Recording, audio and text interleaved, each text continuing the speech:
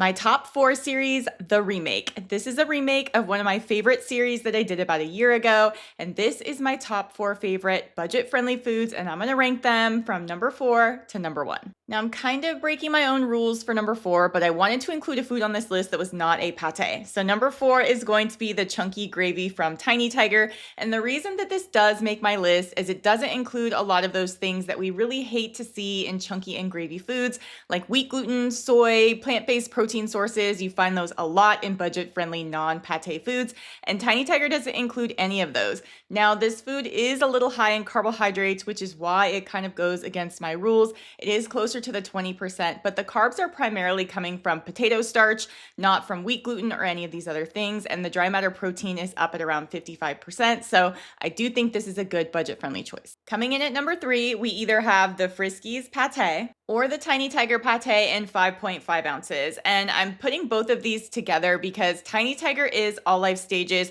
whereas Friskies recently reformulated, and now that is for adults only. So if you're feeding kittens, you may want to pick this one up instead. This is just a solid budget-friendly choice. Carbs run under 10%, dry matter proteins at around 45%, and we don't have anything in there like plant-based protein sources. Now, you do need to stay with the pates because any of the other gravy foods have wheat gluten and soy in them, and we just don't want that. Carbs run a bit too high for the amount of protein in this food, so you do need to stay with the pate. The number 2 spot goes to the newly reformulated Costco Kirklandpate cat food, and I've been really impressed with this reformulation that Costco did on this food. They took out the carrageenan, which was a big issue for a lot of people, and I was able to get nutritional data from Costco on this food, which is really hard to do with most private label brands, and the formulation on this food is really nice. Dry matter protein is between around 45 and 55%, and the phosphorus levels on this food are pretty low, which means that this could be a nice budget-friendly option for older cats that need lower phos options. And if you know, the number 1 spot goes to Fancy Feast Classic Pate, which is just my favorite budget-friendly food. It is part of my own cat's food rotation and has been for over a decade.